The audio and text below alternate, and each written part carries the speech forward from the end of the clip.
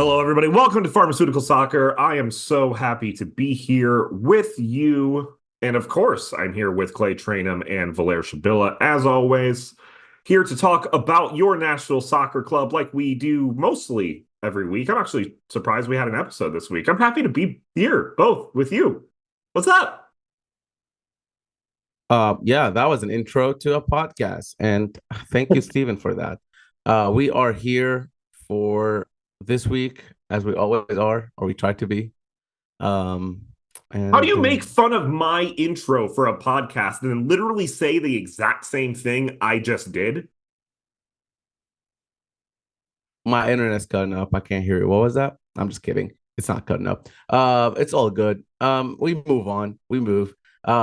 This weekend was the Premier League opening weekend, and I feel like we have to say this in a podcast where three of us are all Premier League fans, just like we are MLS fans, and you know, I think it's important to note that only one of us was able to taste victory this weekend, and probably for most of the weekends throughout the season.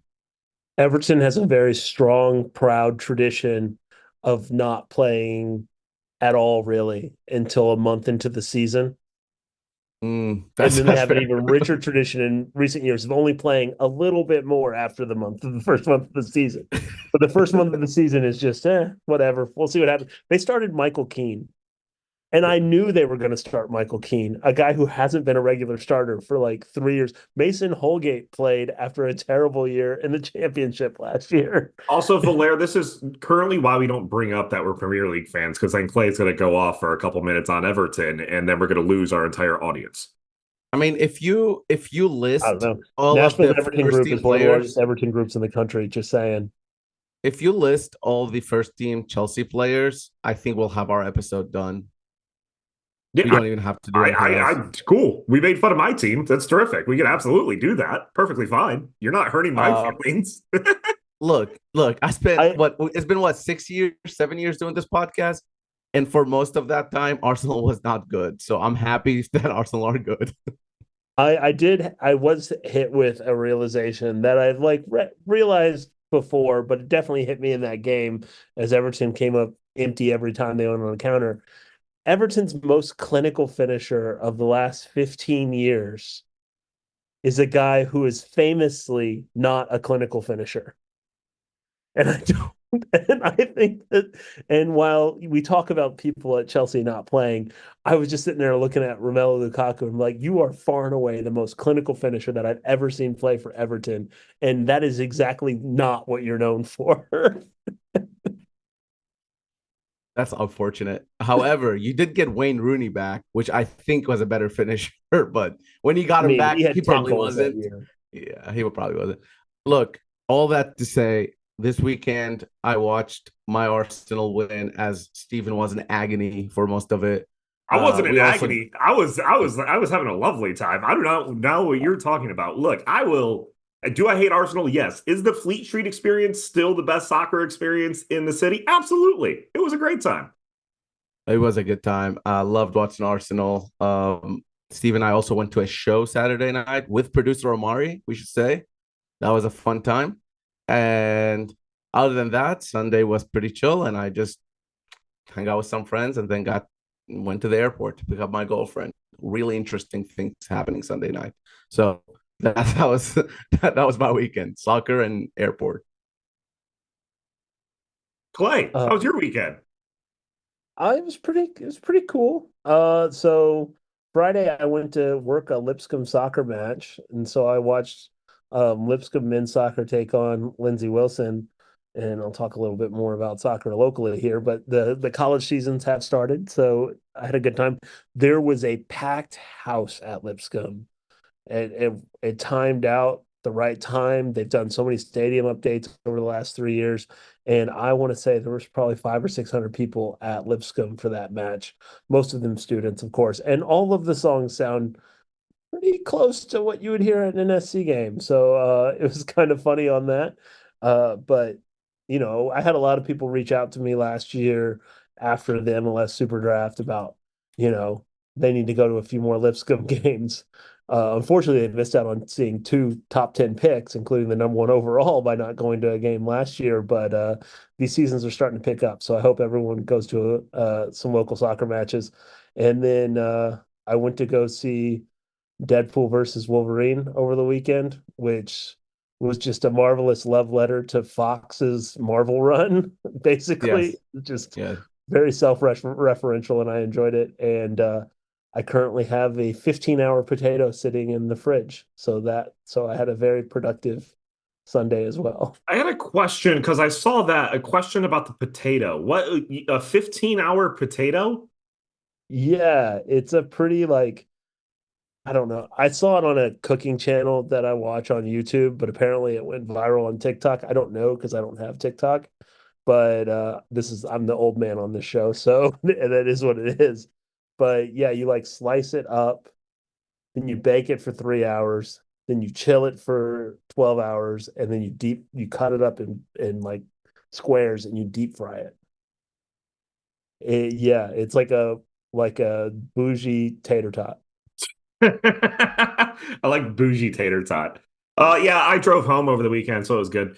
Good time in Nashville, though. I'm glad I got to see everybody. It was a really good I thought time. that was gonna be your update. I just drove. I It's just drove. over.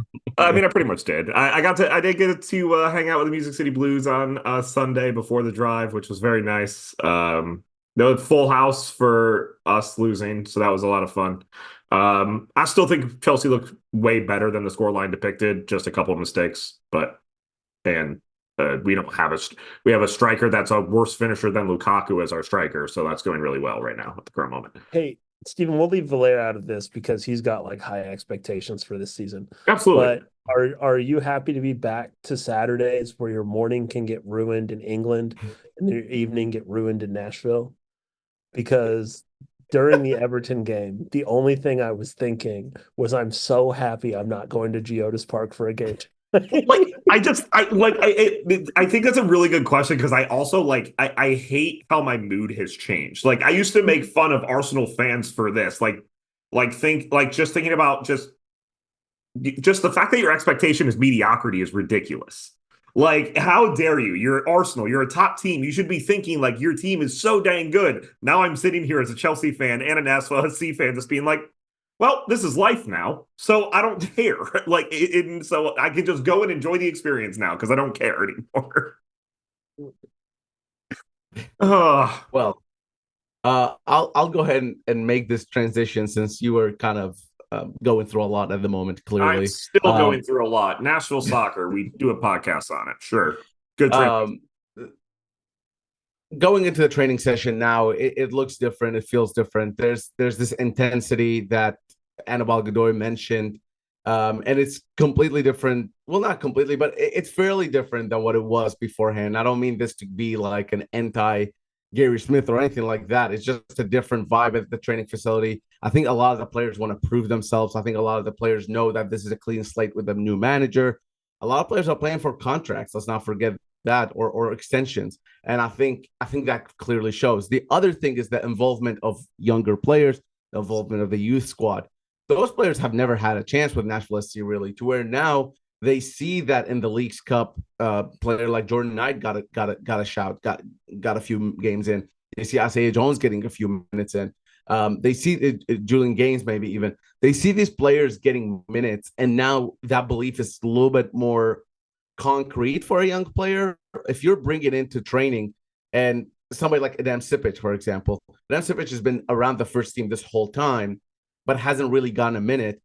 It's hard to convince him that there are minutes for him when none of the young players have gotten minutes. To where now looking at the season, you've seen that all these names that I mentioned earlier get those minutes, and I think that pushes him to be a little bit harder because that's a lot of more of a realistic goal for him. So I think those were the things I noticed the most in that training session, is that just the willingness to do the most. And then the other thing is that like there are certain players that really caught my attention, and I think Perez is going to be, really, really good for Nashville SC. Jonathan Perez, he's on a very, very favorable deal for Nashville SC, and I think he's going to bring something. He scored the goal for Huntsville as well a couple of weeks ago, so He clearly has something that Nashville SC needs from the wing, especially with Tyler Boyd being gone. And Dowd, the goalkeeper that Nashville traded for Chicago, he was the 6th overall in the latest MLS Super Draft for 2024, picked by Chicago, but Nashville traded for him. He's a goalkeeper, so his opportunities are a little more limited because he has Panico, Martino, and Joe Willis ahead of him, of course. Um, but from what I saw of him in training, I thought he was pretty impressive. So those are the two guys that kind of caught my attention. There's obviously the other young players with Knight, Gaines, Sipich, and Jones. But those are a little more known because they've had their minutes out there. That was a great update, Valer. Thank you very much for that. That was very nice. Glad you were able to give us your BJ update. It's very good. I liked it. I don't know what else is there to talk about Nashville SC related wise. Anything else? Clay, you got anything? Not really. I was going to say yep, but I also am curious about this particular line here. So in the rundown, I'm not sure what that. So here's the thing: Nashville SC now is an established club within Nashville, and obviously, it's not. Things aren't going well for Nashville SC, right? I mean, that doesn't take a genius to say that. So, my curiosity here is that how are those tickets going to be selling next season, and maybe even these last 9 games? And what is Nashville SC now that the Titans are back, the Premier League is back? Does Nashville SC have as big of a hold on this market, I guess, is the question here. Well, and I also think particularly around this time, season ticket renewals. Like I've gotten my stuff for season ticket renewals. What's happening in that space as well? I honestly don't think that there's going to be that much of an issue with season tickets. There is a waiting list for season tickets. It's natural that people are going to roll on and off due to things that happen on the field and around the team. So that doesn't really concern me because it is still value-wise one of the best values that you can get in professional sports in Nashville. I do wonder about, like what sort of space does this hold? I think it's really unfortunate that they've created this Leagues Cup tournament at this time of year because essentially how many times have we been here, and not just like in the existence of Nashville SC, but like even before it was around, like well before it was around, and people phrase something as like the summer of soccer, or like it's the soccer summer, or things along those lines. People associate in America of soccer being a summer sport, and here we are in MLS and have given up July essentially and August, parts of July, parts of August, to a Leagues Cup tournament that doesn't really catch the imagination of most teams. It caught the imagination of Nashville last year because they made the final. But here they are in a situation where they haven't made the tournament run, and now they've just given up essentially 3 weeks of the summer, which is prime territory. No Titans, no Preds, no college football, and there's no NSC games going on. And a city that doesn't have baseball, at a major league level. And so that is the part where it's hard to like feel the momentum gaining, because by the time that Nashville SC is starting, back up with their season, college football's a week away. NFL has already started preseason, is only a couple weeks away.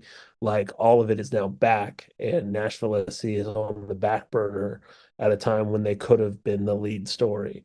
And that's the really, really unfortunate part of both the way that the season's laid out in MLS, but also like trying to take a team through a rough patch, get those, modest PR wins that you're trying to get to keep people interested when the season's not going particularly well. You know what's not going through a rough patch, though? That would be everybody that is signed up to our Patreon. Yes, if you did not know, we do have a Patreon, Pharma Soccer. You can join, be mentioned on the show. We're doing some cool stuff. We honestly were just talking about a possible event coming later in the season, so be on the lookout for that. Patreon members always get exclusives. We did a mailbag again last week where Patreon members were the first ones to get their questions in. Always doing that type of stuff, $5 a month. So please make sure you do check out Pharmaceutical Soccer on Patreon. We'd love to have you, have conversations with you. If you do have questions about the season or just anything else, we love to talk. We have a podcast about Nashville SC for a reason. We do love to talk about it. So please join. Would love to chat with you and meet you and all of that. So, yeah, we do have some other things to talk about when in relation to Nashville SC. We have some Huntsville updates. Clay mentioned a local soccer update. And we're going to do that on the flip side right back here on Pharmaceutical Soccer. And we are back right here on Pharmaceutical Soccer, again, at Pharma Soccer on our Twitter, Facebook, and Instagram. And as I mentioned in the first segment just a second ago, we do have a Patreon, Pharma Soccer. Please go check that out. Would love to have you join.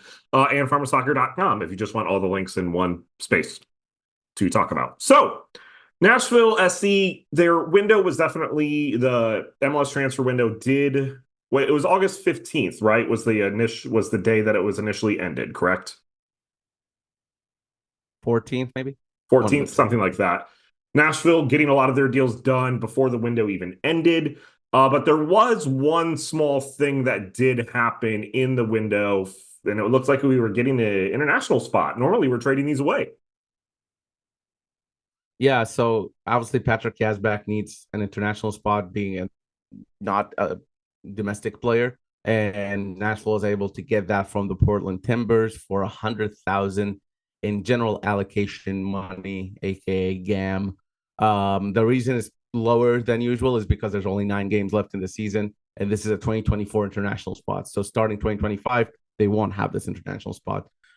So that's the reason why it's cheaper than usual. And then the GAM that Nashville gave to Portland is 2025 GAM. So just to make things as confusing as possible. And for clarity's sake, international slots will be regained that were traded for this year. They were traded out this year, so it doesn't necessarily lock Nashville into having to get an extra international slot. Nashville typically doesn't use all of its international slots.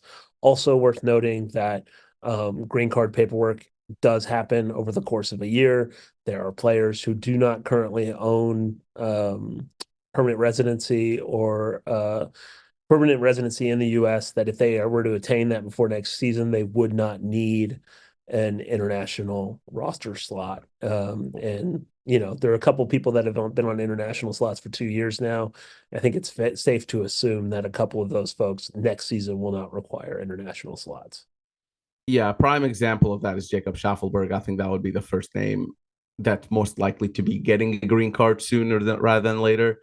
But these things are with the government, and you never really know how fast or quick things can go. But all in all, Nashville SC still made a good chunk of cash or GAM, I guess I should say, not cash, from selling these early on in the season. And since it's so easy to buy and sell them, I think this method works fine, because otherwise they'll just be sitting and you'll get no value from them. And yes, to clarify, just in case the question did come up, even though MLS does have teams located in Canada, Canada still requires an international spot on a roster. Just if you were confused. It's based on the international work laws or something along those lines, or the US work laws. And look, they need to figure out something because it makes no sense. But yeah. Yeah, there is, I mean, chances are that there are some issues that come from the actual soccer federations, especially considering the weird spot that Canada holds, in which that the top flight of Canadian soccer is not really a top flight league.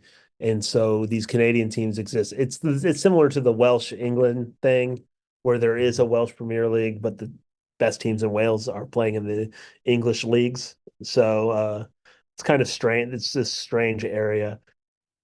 But one of the things I think we've been looking out for, and I'm sure you got a little bit more of an understanding, Valère, when you were at the training facility, is we were going through a lot of weird stretches of injuries when we were trying to figure out what's happening with some of these players. So I'll just kind of give you the floor, Valère. Just if you could provide some updates specifically on, these players that we've been looking out for, players like Randall Leal and Tyler Boyd. If you just want to kind of go down the list and tell us what's going on injury-wise. So one interesting thing is that everybody was at the training facility when I was there. So every single player was there, even Tyler Boyd, who had a pretty significant injury. He wasn't in the gym, which I thought was really positive considering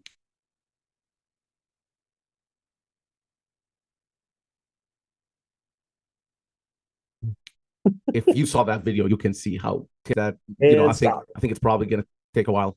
stop. Yep. Take a stop. Let's just cycle that all the way back to the start. Oh my God. Okay. I just want to talk about Uh, all of the times that you've talked about my dog so internet. And yeah, Doxo? I don't know. Denial of a good sports casting opportunity. I don't know. Anyway, sorry, I don't know what's going on. I don't usually have this issue, but okay, so note that for Omari as well. Where did it stop? It literally right when you started going through the injury When updates. you It just started goes talking about stuff. Tyler, you talked about everybody at the training, Okay. the training facility, and then Okay. you said Tyler Boyd, who, and then you cut off.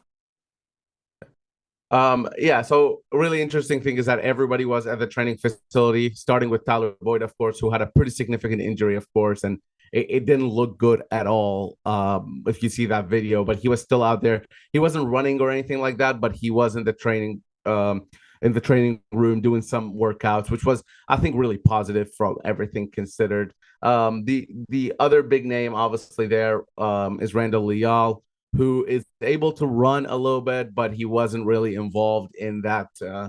He wasn't involved in anything physical with the other players. So I don't think we'll be seeing him as quickly as we thought. Maybe. Obviously, he's been very very unlucky and unfortunate with those injuries.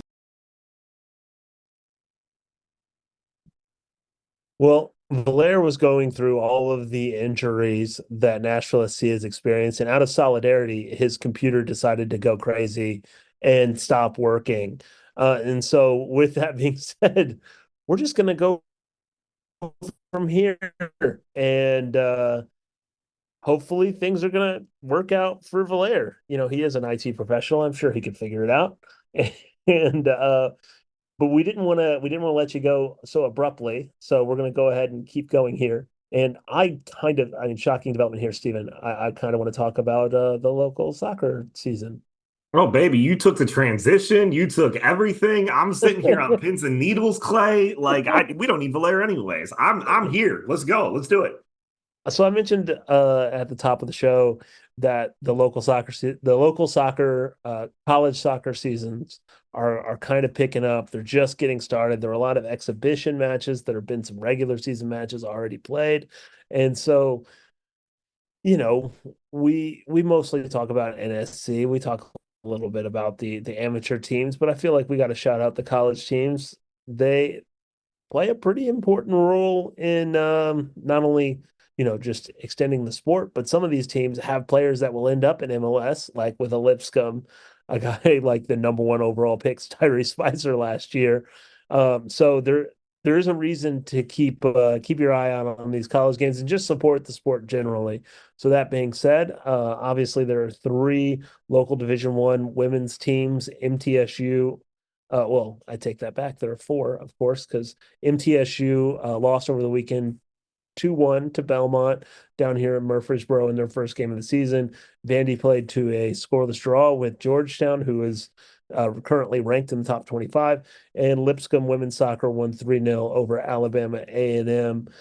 So if you can, please go out and support the women's team. Some of these players also play on the local women's amateur league teams like the Rhythm, like Tennessee Soccer Club. So these are people worthy of support and programs that have been typically pretty successful, especially Vanderbilt on the women's side as well as Lipscomb. On the men's side, I sat there and watched Lipscomb play to a 1-1 draw with Lindsey Wilson College. That is the alma mater of one Levo Veloto.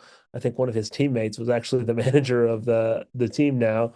And Belmont played an exhibition with UAB. Those are the only two local men's teams. And then we don't want to forget about it. We especially don't want to forget about it because it's the most fun scores.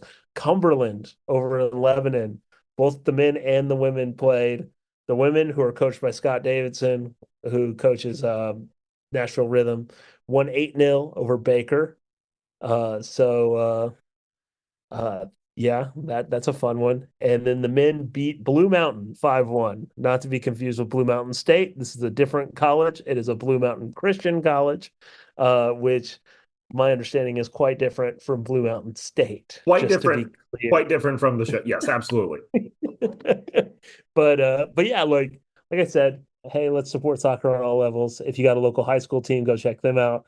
But if you want to check out these college teams, make sure you go see them and try and show support for these kids. A lot of them are not on full ride scholarships. A lot of them are paying a little bit of money to play. So worthy of your support, especially if they're going to score like Cumberland did, 8 goals. That's like 3 months of action for NSC this season. It's true. And also happening, Huntsville had a match over the weekend as well, getting their win streak for the season started with a 3-2 win. Woobens Pacius, I believe, getting a goal is probably the biggest news out of that match for sure. Good to see some national product in there, get out of there. It looks like Elliot Panico actually started that match at keeper as well. So good for Elliot to try and get some minutes behind him. It does look really funny. It does look like a defender, I don't know his name, came on in the 73rd and got a red card in the 80th minute. So that's always a fun thing to have happen. One thing I would like to note, Pacius is on he's on the Nashville SC roster. There's not really a space for him to be able to play in league play. So he's somebody who will continue to play basically this season in Huntsville. The Panico one I find really interesting because for those that are on social media, they may have noticed that Panico was the picture on the graphic this week for the upcoming game against Austin. Now, I think Nashville probably is still playing to get to the playoffs, but you have to wonder if him getting a start in Huntsville combined with him being the photo on to promo the next game means that he might be getting an MLS start at the weekend. So that is something to keep an eye on. I may be reading the tea leaves a little bit too much, but it is worthy of noting. Clay, you reading tea leaves is something I love though, because that's stuff I don't even notice or realize. So I need tea leaves being read in front of me sometimes, and I'm glad that you were able to bring that. And now I'm going to be thinking about that the entire week. So with that, we did have, and I thought this was good to bring up. Talked about earlier in this segment about just MLS signings being happening around us. The trade deadline was officially done on the 14th or 15th. So did just want to bring up a couple of the big ones. Giroux to LAFC is finally official. He's played in the Leagues Cup, or came in at least to a Leagues Cup match. So that's done. It was rumored about Marco Royce going to the Galaxy, and it looks like that one is official as well. So it seems like all of the good teams, the teams that are in the top four, just with the moves that they have made, are getting a lot better. And it's really unfortunate for Nashville SC just because a lot of these top teams are really good now. I mean, Cincinnati almost getting the deal done for Josh Sargent, but it didn't happen in time, but it looks like it might happen in the winter. Charlotte bringing in Tim Ream, and then they brought in a DP midfielder as well. Yeah, it seems like a lot of these teams that are in the top half of the table are looking to make their squads look a lot better. And then, of course, we got to bring up the lovely Chicago Fire, probably making the best deal they could have, and mutually parting ways with Sander Shaqiri. It was really funny. I have a couple Chicago Fire friends, not including Clay. They were in the most celebratory state of all time when that got announced. It is funny. It is funny because someone asked if Shaqiri is the worst DP of all time, and I'm like, he's not even top 5 worst Chicago Fire DP. Like they're playing a completely different game in Chicago than the rest of the league when it comes to signing terrible designated players. Like it's amazing. Like I implore you, go look up Sean Maloney. Go look up Juan Luis Anangano. Like it is not even like Shaqiri. People are asking if Shaqiri is one of the worst DPs that's been signed by that club, and every Chicago fan is like, "Let me tell you, you no Like, idea. oh, honey, we have a lot more to talk about. You have no idea. Have you ever heard of Sergio McDonald? No, you haven't. Like, they're so it's such a nightmare. I'm glad that I don't have to watch them week in and week out anymore. But Shaqiri did what he was supposed to do, probably. That team has a lot more problems than just Shaqiri. He moved a lot of jerseys for a couple years, and now he's moving on to Basel. Well, I actually have a question for you, Clay. What do the Chicago Fire and Nashville SC have in common? Um, they're they're not good. That is And one, but I they both did not make the knockout rounds for the League's Cup. oh that yeah, well that those go hand in hand. Those absolutely go hand in hand. But I did want to bring up just the League's Cup update. But I mean, it's a tournament, it's a thing. Now all MLS clubs are in it. Semifinals go down this week. LAFC playing Colorado, which is a lot of fun, and then Columbus playing Philly. Looks like we might just have a possible MLS Cup showdown for the League's Cup final, so that's cool. Yeah, I think it's interesting. I think a lot of people are kind of out on it because of the lack of Mexican teams making a run. It's easy to point to the no games in Mexico thing, and I understand that. But at the same time, this is a tournament that, they get a chance to play in front of American crowds, in front of a lot of their fans who maybe can't see them play in Mexico. And I still think that Liga MX is feeling pretty upset that this is the way that it's turning out again. Because last year it was three of the four teams in the semifinals were MLS teams. And I do not think that that is what they thought that was going to happen. There's no way that that's what Liga MX thought it was going to happen with this tournament. So it will be interesting to see what year three possibly looks like Yeah. for this. Well, But I that I'm do think, assuming Liga MX is not wanting, like, wait, Mazatlan being like the last place team in Liga MX, making it to the quarterfinals over teams like Cruz Azul, like that's wild. yeah, like you do feel like a lot of the entertainment value last year with it being a new thing, they had like a special song that was like that we heard a lot of, obviously in Nashville. You do feel like the shine was taken a bit off this year, but I do also think that that has a lot to do with Copa America and with Euros going on, over the summer as well. So like I do think that there is still like I think that there's a better chance of year three being another exciting year, like the first year was, more so than this year, just because of the overload of soccer in the summer. But I kind of wish that they would change a lot of big things about it. I do think it would be cool to have games in Mexico, but that kind of defeats the purpose of what they were wanting to do with this. So um, it'll be interesting to see. But cool story with the Rapids, obviously, really cool story with them. I think a lot of Nashville fans can kind of identify with what's been happening with the Rapids this year, especially with some of the teams they've beaten to get to this point. Um, Obviously, it's a great rebound story with Columbus, to make it this far.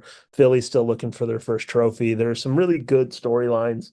That Philly's looking for their first, not first trophy because they've won a supporter shield, but you know what I mean. Right. Their first knockout trophy that they've ever gotten. So should be interesting to see what happens. I'm not sure I'll be watching, but I'll be keeping up with it. Well, it might be tough to watch because also going on over the semifinal start of the week, the final is on the 25th, but MLS matches still start up again this weekend. And it's weird. It feels like it's been so long since we've been able to talk about Nashville SC in an upcoming match. And honestly, boy, do they start their season, like their next match coming up, probably in the best possible, like probably against one of the best possible teams they could start this campaign against, end of season campaign for sure. Yeah, my wife asked me the other day. It's like, why haven't there been any games? Like, like she goes, it's been a long time since we've gone to an NSC event. Why haven't there been any games? I was like, that's what happens if you embarrass yourself in the League's Cup. It's been a long time. So definitely looking forward to get back to Geodis against Austin. Obviously Austin provided what I think all three of us would consider one of our favorite match day experiences, fighting in the stands notwithstanding, of the time at Geodis so far. So I do think that this is a fun match to get started with, especially considering Austin's not in particularly good form at the moment. Yeah, they are better than last year, but still not a good team. Right on the outside of the playoffs in the West and 10th place. Also didn't make any sort of run in the league's cup as well. They They lost. they lost in the round of 32, Yes, so deeper than us. deeper. They at least made it deeper than us. But it is a team that has some defensive like stability problems. They do have some offensive woes. So it is a team that Nashville, especially at home, coming back. I do have a feeling that because it's been so long for some matches, there will be a lot more excitement at Geodis Park. I think people that have been to Geodis Park for the last Austin match are going to feel that excitement again, just because, again, for us, it was one of our favorite matches that we've experienced, watching this team at Geodis. So I'm very curious. And BJ has had time now. BJ has had time with this team to get some of his tactics more involved. It's good to get these competitive matches in play. Fun little fact here. Austin has got 3 red cards in their last 6 matches. So allow me to salivate at the idea of Hani Mukhtar, who was slowly starting to find his way back to form right before the break of being up against a potentially short-sided Austin team. Well, make the predictions, make the plugs. Let's do it. I believe you have Valera's prediction as well. Yeah. So first off, for Valer, obviously you should check out Valer Shabilla at Valer Shabilla. He's the only one in existence, so you should be able to find him on all the social media at Valer Shabilla. Also check out Kicking at 615. They're looking for volunteers. Money is a wonderful thing, but if you can volunteer, it's even better. So check out KI 615. And he has predicted, speaking of Mukhtar running wild, he has predicted a 2-2 draw with Austin, with Hani Mukhtar scoring both goals. So that's Valaire's prediction. For me, check me out at Clay Soul on Twitter and Instagram. And you can check out the Nashville Soccer Archive. If there's anything you'd like to donate to the Nashville Soccer Archive, like physical materials, let me tell you, we'd love to have it. We'll get it at the Vanderbilt Library and the special collections as we start that and start to build that out. And you can, like I said, reach me at Clay La Soul. And I am going to go for the first win of the BJ Callahan era 3-1. I'm feeling bold. I don't really believe it, but I'm going to go with it. So let's just see what happens. Please let it happen because Everton's playing Tottenham on Saturday, and I can't deal with it if nobody wins. So yeah, I'm going to go 3-1, and Mukhtar assists 2 and scores another. uh at PH Steven HD on Twitter and stuff like that. Mentioning Kicking at 615 again. I believe they're specifically looking for coaches at the current moment because their season is up and coming. So please make sure you check that out. I don't really have anything cool like Clay does when it comes to the National Soccer Archive and all of that. So make sure you go to their stuff. I like Clay's prediction. I'm just going to do Clay one better and say we're going to not only win, but we're going to shut it out 3-0. Win for Nashville. Sam Surridge gets 1. Hani Mukhtar gets 1. And I'm going to say Teal Bunbury also gets a goal as well. No, do you know what? Alex Maweel gets a goal. Sorry. Alex Maweel gets a goal. That's who I'm going with. Thank you all again so much for listening to the show. Definitely a little bit chaotic for us, but we do appreciate you still listening to the show. We'll be back next week to talk about that game against Austin. Hopefully our predictions come true, Clay. I'm hoping for that. And yeah, we'll talk to you next week. Have a good one. And yeah, have a good one.